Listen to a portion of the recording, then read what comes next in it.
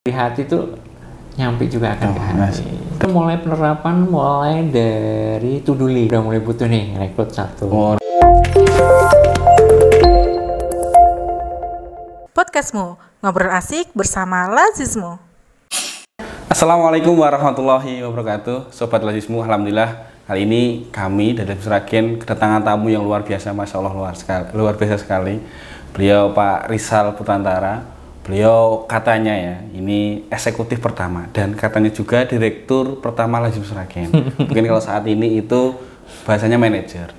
Dan beliau itu membangun pondasi awal terkait SDM, manajemen dan tentang pengelolaan zakat terutamanya di Lazismu Sragen.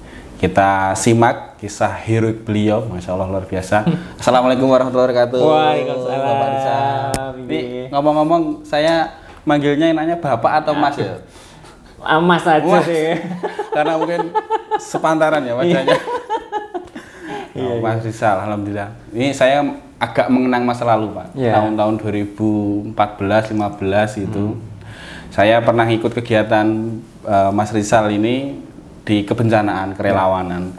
Sering juga turun lapangan waktu prasisar gitu, tangga bencana. Dulu di Pilang Masaran itu tanggul jebol, kita malam-malam wadahi pasir di Kresek itu buat tanggul darurat. Masya Allah luar biasa. Dulu juga pernah ke Banjarnegara ya Pak ya, bareng-bareng.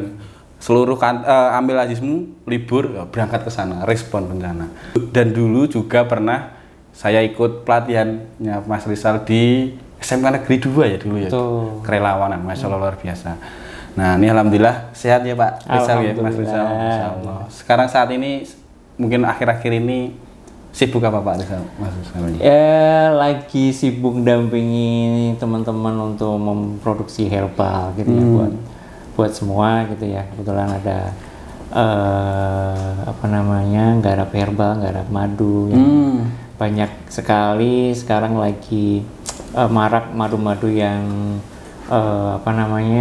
oplosan dan lain sebagainya. Nah ini yang berbahaya dan sebagainya itu. Betul, berbahaya untuk konsumsi hariannya. Doakan mudah-mudahan usahanya Pak Rizal saat ini Allah berkahi, Allah lancarkan dan menjadi salah satu market leader madu di Indonesia. Amin. Nah, kalau boleh tahu brandnya namanya apa Pak? Kita ada Madu Mart kalau madunya, kalau untuk herbalnya kita ada Natural Fit. Masya Allah luar biasa. Nah, itu kita harus support produk dalam negeri terutama. Nah, ngomong juga Pak Rizal ini kita bahas tentang Lazismu. Alhamdulillah dulu jenengan mengawali Lazismu itu tahun berapa ya Pak? Saya ngawali Lazismu itu di 2008 atau 2009 ya, saya hampir lupa. 2008 atau 2009. Cuman yang saya ingat adalah ketika satu waktu itu saya ketemu dengan Pak Toto, ini salah satu founder di gerakan di sini. Itu saya dibekali waktu itu hanya dari uang infak itu 15.800.000 itu ya. Sampai ya alhamdulillah justru itu jadi pemicu yang pergerakan luar biasa untuk merubah Sragen ini malah jadi dilirik teman-teman yang lain ya. Kalau yang sebelumnya mungkin orang lihat Sragen itu kayak gimana ya, daerah paling minim gitu ya di wilayah Jawa Tengah terutama gitu. Nah ini justru dari itu jadi salah satu corong buat kita buat di Jawa Tengah jadi luar biasa. Masya Allah begitu. Jadi pengembangan yang awalnya kalau diceritakan ininya luar biasa kayaknya katakanlah kita babat alas. Betul, babat alas. Ya 1 tahun pertama itu sendiri. Kemudian baru nanti ada Mas Agung, almarhum Mas itu Agung, terus ada Mbak Iva itu juga salah satu pertama itu, begitu. Nah, awalnya kita sih fundraising biasa, kemudian kita karena lihat culture-nya di sini, mulai bergerak kita pakainya kenceleng kita hadirkan kencelengnya masing-masing itu mungkin transformasinya luar biasa tuh. Mulai dari kenceleng yang kecil sampai ke yang terakhir saya pegang itu ada besi sampai ke mika yang lebih modern gitu. Seperti itu. Dan itu disambut luar biasa. Masyarakat Sragen itu sebenarnya mereka terbuka kok terkait dengan zakat infak dan sedekahnya itu sebenarnya. Cuman mereka bingung mau nyalon-nyalon di mana sebenarnya gitu. Nah, waktu itu belum banyak yang bisa menyajikan lembaga amil zakat yang amanah yang bisa menyajikan terkait dengan bagaimana sih pengelolaannya. Bahkan ketika kita melihat istilahnya kalau kamu mau ngurusin zakat itu berarti kamu harus mau benar-benar lihat nih sampai ke bawah seperti apa. Nah, kalau sudah ngerasa capek untuk ngurusi yang kaum marginal, kaum yang paling terpinggirkan, kaum yang mungkin posisi sekarang banyak tertinggalkan bahkan dipandang sebelah mata, itu ya luar biasa. Memang energinya luar biasa, tapi doa-doa yang mengalir dari mereka itu yang ini menjadikan mungkin lingkungan kita, kehidupan kita akan jadi lebih baik. Masya Allah. Gitu. Nah, itu yang menyemangati kita dulu. Ya, kita ke lapangan melihat orang sakit, bayang ya di ujung Samberjo itu kita pernah nemukan satu orang itu sakit, itu sampai bengkak gitu ya, tangannya masih ingat ya antum? Nah itu kita miris gitu kok dengan dunia yang modern sekarang itu masih ada ternyata di ujung sana ada orang yang sakit sampai tidak bisa terakses kesehatan.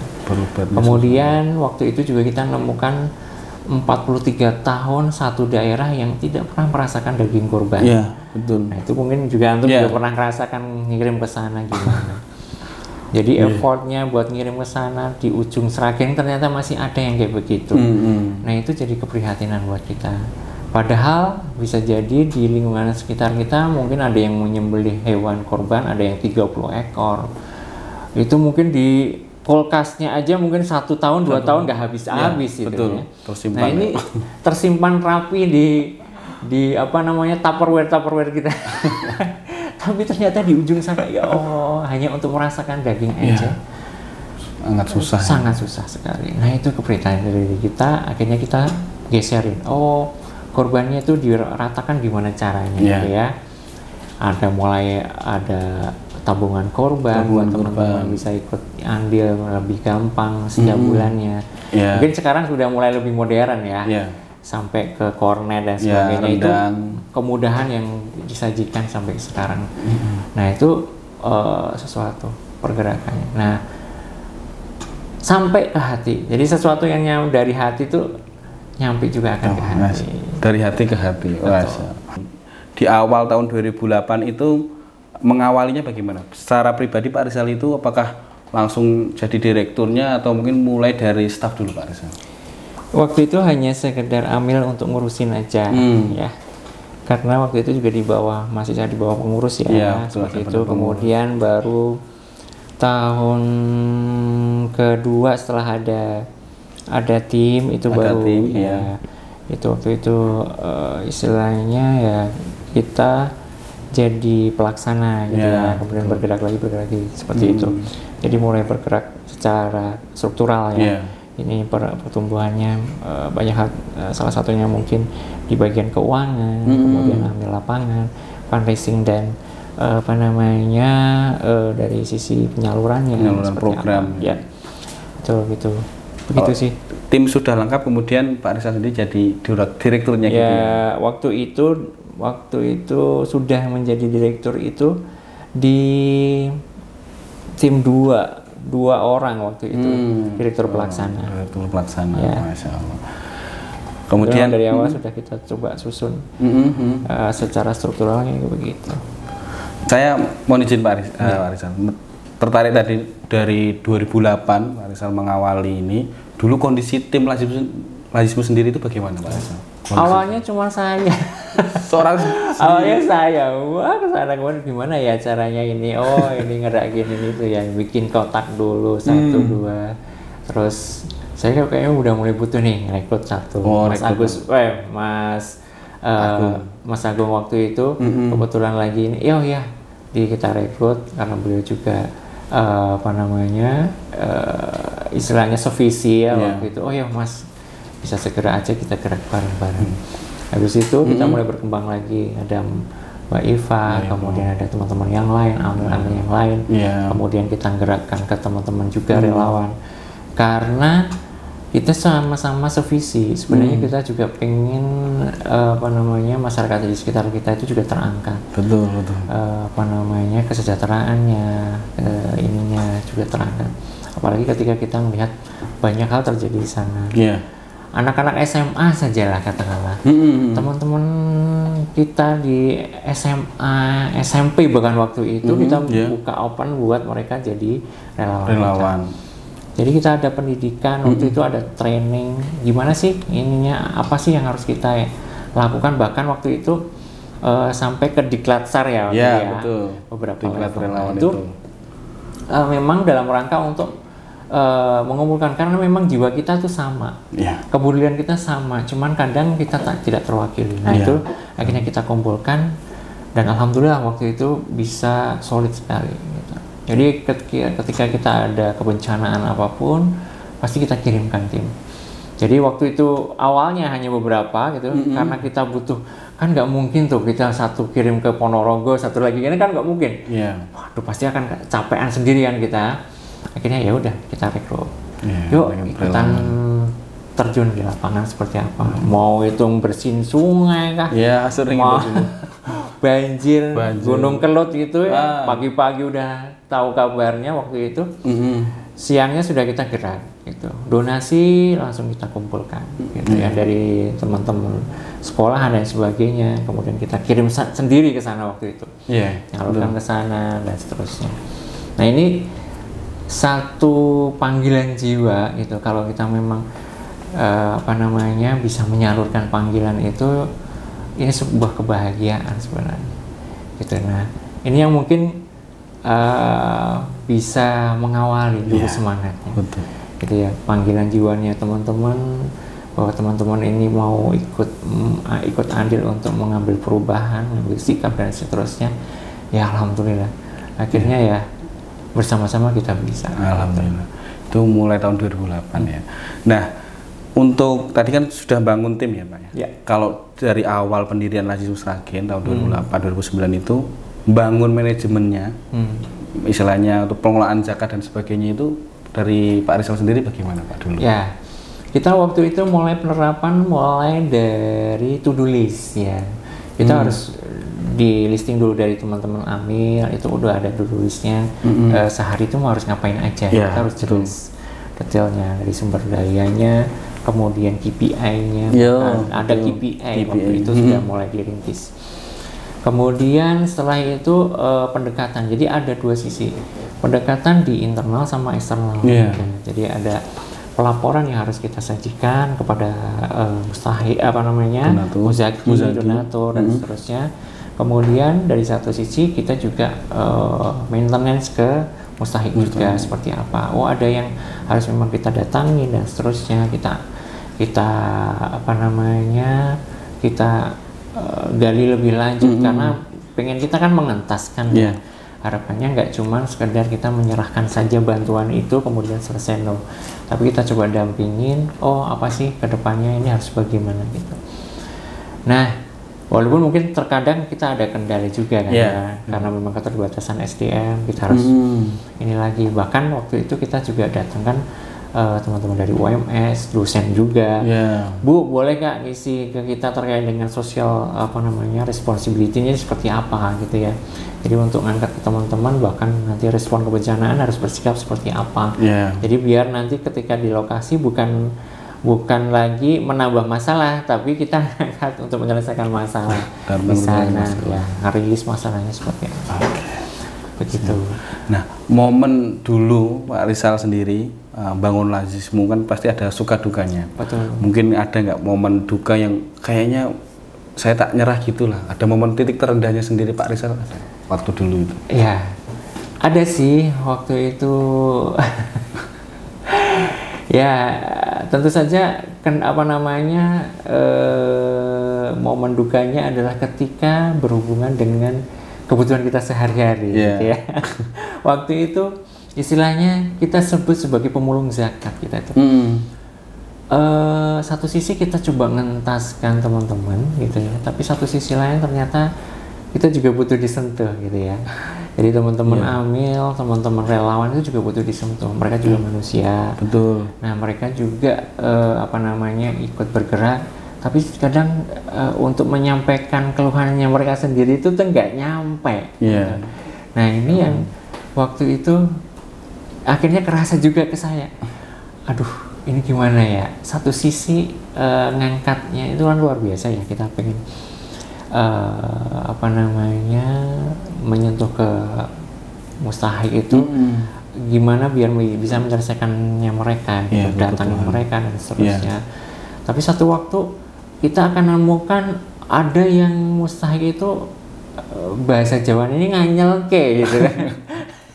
Nganyelke banget gitu. Gimana, Pak, seolah-olah ini jadi istilahnya ketergantungan jadinya gitu. Tapi kalau memang satu sisi memang beliau sudah nggak bisa ngapa-ngapain, ya sudah, memang kita serahkan aja untuk memang kebutuhan sehari-hari. Tapi ada yang memang dia sebenarnya masih segar bugar, kemudian tapi ketika kita coba lakukan pemberdayaan, tapi pemberdayaannya nggak nyampe, akhirnya malah disalahgunakan. Nah, itu sedih banget itu. Duh, gimana ya, kita pengennya buat mereka tuh 1 tahun ini oke lah, masih merangkak-rangkak istilahnya memperbaiki ekonominya mereka. Betul. Tapi harapannya di tahun kedua itu udah mulai, mereka udah mulai menyisihkan, punya tabungan sendiri, udah mulai bisa ini berkembang dan seterusnya lah ya, mulai pengembangan yang lain lah, silahkan, harapannya gitu. Tapi waktu itu kita nemukan gitu. Kemudian kesedihan kedua, ketika di lapangan kita malah nemukan orang-orang yang memanfaatkan gitu.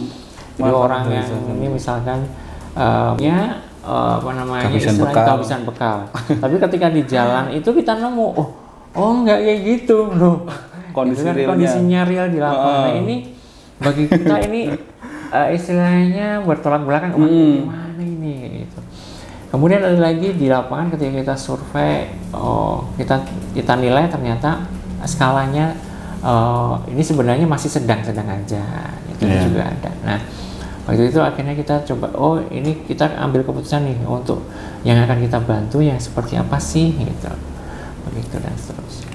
Itu salah satu. Kalau momen sukanya, Pak, yang mungkin pernah Bapak Rizal kerjakan, mungkin ada satu program atau apa yang menurut jenengan itu wah banget gitu, ini mengangkat Lazismu sendiri. Ya, salah satu program yang cukup mengangkat itu adalah waktu itu kita kumpulkan 5.000 anak yatim. 5.000 anak yatim. Kita santuni 5.000 anak yatim di Al-Falah, itu kita kumpulkan dan itu epic banget.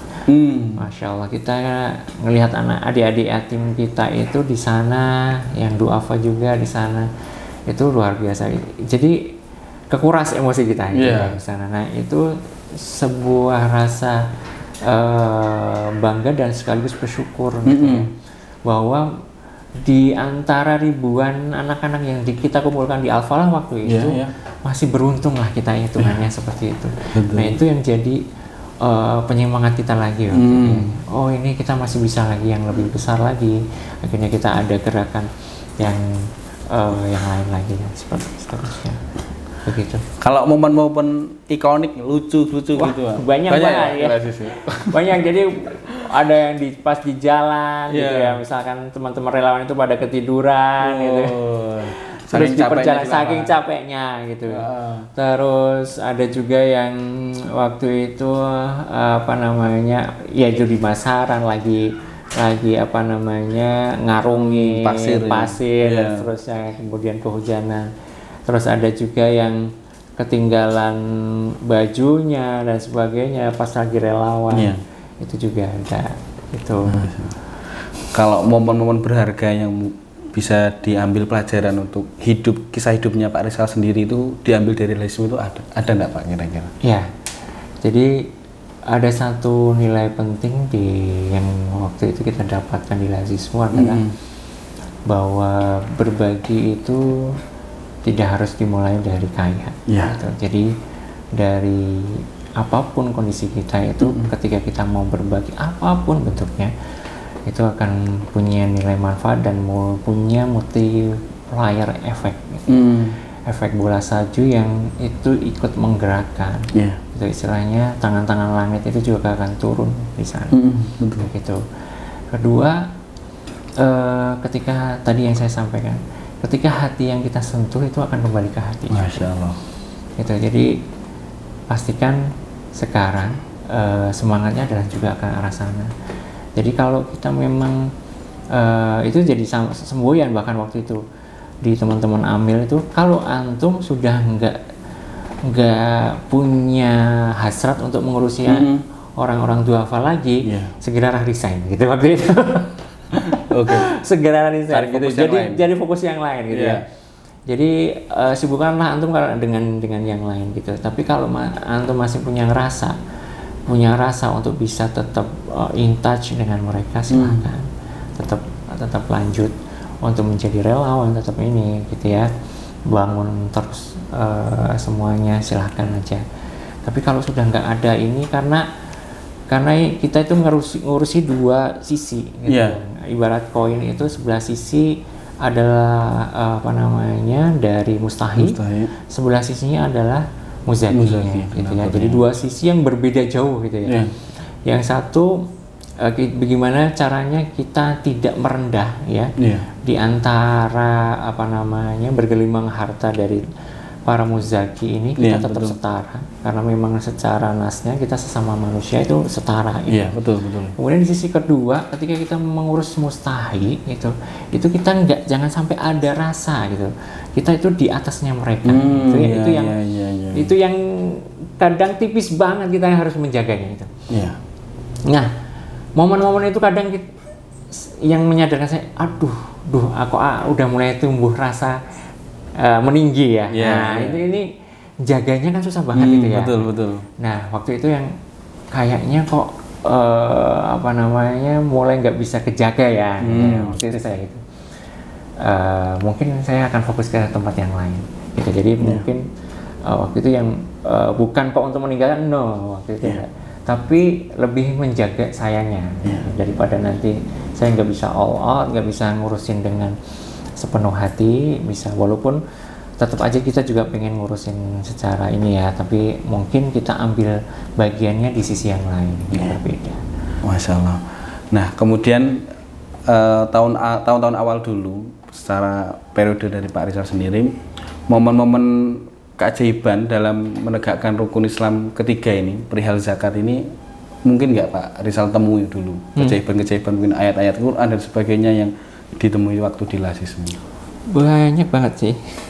Bahkan di saya sendiri juga saya menemukan gitu. Momen gaji. Momen-momen ketika zakat itu diserahkan, kemudian sodako diserahkan. Itu kemudahan yang kita dapatkan luar biasa gitu ya. Bahkan saya pernah di satu tempo itu makan nggak ada Mas, dan mungkin teman-teman nggak ada yang tahu waktu itu. Di satu waktu, saya jadi nggak inget lagi gitu. Hanya sekedar untuk makan waktu itu nggak ada. Dan alhamdulillah waktu itu ya kita nggak ini aja ya, tapi saya yakin aja sih. Jadi ada rezeki kok pasti dalam setiap manusia yang ada ini, kemudian dari kebaikan yang kita lakukan gitu ya, akhirnya datang juga gitu ya, ada yang bisa dimakan. Kemudian waktu itu saya lagi ngimbatin aja waktu itu, kayaknya butuh motor ya buat kemana-mana gitu. Nggak begitu lama dari selang itu ada motor. Masya Allah. Free lagi. Plus PPKB dan STNK. Gitu, saya nggak ngomong, dan kok kayak serba ada kemudahan gitu akhirnya kita. Itu bagi saya. Kemudian ada Mas Agung, ada teman-teman yang lain itu juga ngerasakan. Jadi ketika mau berbagi itu juga mereka yang dirasakan juga bahagia, yang jelas lebih longgar ininya. Kemudian yang lainnya juga mulai bergerak gitu ya. Nah, yang dirasakan hampir berimplikasi sampai sekarang yang saya rasakan. Kemudahan yang Allah berikan itu luar biasa. Gitu. Jadi saya kayak dipertemukan gitu loh. Ini jalanmu sekarang ini, jalanmu sekarang ini, jalan berikutnya ini. Gitu. walaupun saya nggak terjun langsung gitu ya. Walaupun saya di Jakarta juga ketemu sama teman-teman lazisme juga, ini juga ketemu, kemudian bertemu dengan teman-teman kebudayaan yang lain, mau dari Domain Duafa, kemudian yang lain, itu juga jadi salah satu jadi lebih enjoy sekarang gitu dibandingkan kalau dulu kan hanya mikirnya terkait dengan gimana ya pendapatan secara ini. Nah, sekarang kebalik gitu ya. Mikirkan yang lain dulu gitu. Nanti Allah akan datangkan rezeki yang tidak disangka-sangka. Begitu. Ya.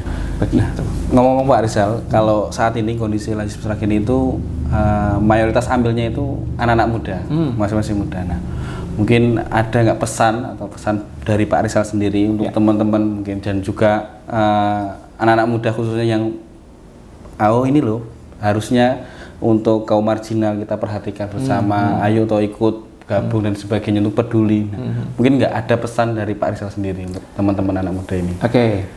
Untuk ngurusi kaum marginal ini kan memang kita anak-anak muda apalagi Gen Z ya. Iya, betul. Gen Z itu sebenarnya tingkat kepeduliannya saya lihat juga cukup tinggi gitu. Hanya mungkin tidak tersentuh ke lapangannya seperti apa. Nah, itu mungkin silahkan nanti terjun langsung ke lapangan gitu ya. Kemudian lihat langsung di antara mereka itu seperti apa. Rasakan istilahnya dudukan kita menggunakan sepatunya mereka seperti apa gitu gitu. Di sepatunya Mustahik itu seperti apa, kalau dengan kerepotannya mereka seperti apa, harus bagaimana sih kita memperlakukan mereka itu seperti apa ketika kita pengen diperlakukan. Betul nah, sekali. Itu butuh waktu memang gitu ya. Teman-teman, apalagi mungkin teman-teman muda, saya pikir semangatnya cukup tinggi ya, apalagi mungkin pergerakannya cukup lincah dan seterusnya. Betul. Jangkauannya juga cukup luas. Saya pikir untuk menjangkau area Kabupaten Sragen ini sebenarnya cukup singkat gitu. Nah, kalau itu bisa dilakukan, saya pikir akan luar biasa sekali pengangkatannya. Ya, antum akan dapat insight yang luar biasa untuk menyelesaikan mereka itu seperti apa caranya itu. Dibandingkan dengan antum lebih banyak di belakang meja melihat dari ini aja, dari reportnya aja nol, tapi terjun langsung ya. Rasakan mereka, feel kan istilahnya hati antum itu melihat mereka dari hati mereka gitu. Walaupun mungkin nanti ada beberapa yang mungkin akan kita seleksi ya, istilahnya misalnya ini nggak boleh nih, yang nggak begini, ini yang nggak boleh, ini yang nggak boleh. Itu dalam koridor ya, selama syariat membolehkan silakan. Nah, kalau dulu semasa Pak Rizal di Lazisme Sragen, mungkin ada nggak tokoh yang sangat menginspirasi betul dari Pak Rizal sendiri untuk menggerakkan umat ini untuk peduli akan sesamanya? Ada nggak tokoh ini? Ada Ustadz Sururi waktu itu. Ustadz Sururi. Ya, Ustadz Sururi almarhum itu, beliau selalu gini menyampaikan ke kita, Mas Rizal, ini cara ngitungnya gimana? Masya Allah, sekali berustad gitu, sampai nanya nih, hitung zakatnya gini Mas Rizal gitu. Sampai seperti itu, ya Allah Ustaz gitu ya. Kita kan waktu itu jadi orang muda ya, yang ngerasa ya Allah ya, memang secara kontemporer pengelolaannya mungkin juga yang Ustadz pernah lakukan seperti ini, yang kita lakukan seperti ini. Betul. Nah, itu kita sajikan ke beliau. Nah, dengan sharingnya dengan beliau, kemudian ada juga Pak Koam, ada juga Pak Dodo, ada Pak Kusnadi yang ikut juga menggerakkan. Ini energinya nambah gitu. Jadi sering-seringlah diskusi silaturahim, mungkin ada masukan, ada mungkin colekan dari mereka, misalkan tetanggaku loh ini kayak begini. Bisa jadi mungkin tangan mereka sungkan untuk hadir gitu ya. Mungkin dengan kesibukan beliau-beliau di lapangan seperti apa, nah ini kita bisa hadir ke sana. Karena saya pikir banyak kok ya di area sekitar kita ini yang mungkin bisa jadi ada yang nggak kesentuh, karena memang ada mustahik tertentu itu yang memang mereka nggak cerita sama sekali. Itu ada. Malu dan sebagainya. Malu itu ya, lembut banget hatinya. Itu ada. Bahkan bisa jadi mereka hanya tidur di istilahnya terpal gitu, untuk sekedar meminta aja, sungkan gitu. Akhirnya dengan ngelihat anaknya seperti itu, oh akhirnya mungkin kita ketika ngelihat itu akan sisi nuranin kita kan yang akan bertanya gitu. Nah kita yang akan nyalurkan ke situ. Siap. Gitu. Masya Allah, luar biasa. Mungkin terakhir Pak Rizal, adakah doa dan harapan khususnya untuk yang Lazismu Sragen sendiri untuk saat ini Pak Rizal? Baik. Ya, doanya sih untuk teman-teman Lazismu di Sragen semakin lebih profesional lagi, gitu ya. Semakin bergeraknya lebih luas, memberikan manfaatnya lebih luas, kemudian melihat segala sesuatunya lebih komprehensif, gitu ya. Jadi nggak hanya satu sisi, tapi ngelihatnya side effect-nya kayak gimana, gitu ya. Jadi ketika pemberdayaan ini kita nanti lakukan, apa sih side effect-nya? Kedepannya harusnya seperti apa? Pendampingannya seperti apa? Jadi kok simultan terus, gitu ya. Jadi nggak hanya sekedar menyelesaikan di awal, mungkin ada beberapa sisi, ya ada beberapa mustahil yang diselesaikan hanya di permukaan saja selesai gitu, tapi ada yang harus deep sampai ke bawah, harapannya gitu. Masya Allah. Ini yang butuh penggerak yang luar biasa. Saya pikir dengan teman-teman muda ini, Allah akan memudahkan jalannya. Tinggal kita maksimalkan saja. Amin. Masya Allah, luar biasa sekali teman-teman kisah hidupnya dari Bapak Rizal Purantara mengawali Lazismu dari tahun 2008 hingga membangun fondasi sampai sekarang. Masya Allah, luar biasa. Mudah-mudahan jadi amal jariah buat Bapak Rizal Purantara dan keluarga. Masya Allah, luar biasa. Untuk teman-teman sekalian Sobat Lazismu, kita mungkin sudahi Pak Rizal ya, karena mungkin ada beberapa agenda Pak Rizal selanjutnya. Tetap saksikan episode selanjutnya dari Ngobrol Asik Lazismu ini di channel YouTube Lazismu Sragen. Nah, ini agenda podcastmu Ngobrol Asik bersama Lazismu. Jangan lupa like, komen, dan share ya. Jangan lupa subscribe-nya juga. Terima kasih Pak Rizal, berkah selalu, sehat-sehat selalu. Doain kami juga Pak Rizal. Amin. Sukses selalu. Siap, matur suwun, amin. Buat para muzaki di area Sragen, saya Rizal Purantara mengajak ke Bapak Ibu semuanya untuk menyalurkan zakat infak sodakohnya melalui Lazismu Sragen. Silakan nanti bisa menghubungi amil-amil yang ada di sini ya. Silahkan ya. Insya Allah dari teman-teman Lazismu amanah menjaga penyaluran zakat infak dan sodakoh Bapak Ibu semuanya ke jalan yang sesuai dengan syariah. Amin. Kami ucapkan terima kasih Pak Rizal Purantara, alhamdulillah atas waktunya hari ini disempatkan untuk mampir bisa silaturahim di Lazismu Sragen. Insya Allah jangan bosan-bosan Pak mampir ke sini kalau ada waktu. Insya Allah kami sambut, dan terutama kami pengen insight dari jenengan ini kita sebarkan luas ke teman-teman juga. Dan mudah-mudahan kita juga doakan selalu untuk Pak Rizal dan keluarganya senantiasa Allah berkahi, Allah jaga, Allah lindungi, dan tentunya dan segala aktivitas yang Pak Rizal kerjakan ini juga mudah-mudahan jadi amal jariah jenengan. Amin. Terima kasih Pak Rizal, mungkin kita cukupkan, kita sudahi. Terima kasih Sobat Lazismu telah menyaksikan podcastmu ya, edisi ngobrol-ngobrol asik bersama Bapak Rizal Purantara, salah satu amil pertama di Lazismu Sragen. Kita insya Allah berjumpa kembali lagi di episode berikutnya. Wassalamualaikum warahmatullahi wabarakatuh. Waalaikumsalam. Masya Allah, terus sangat.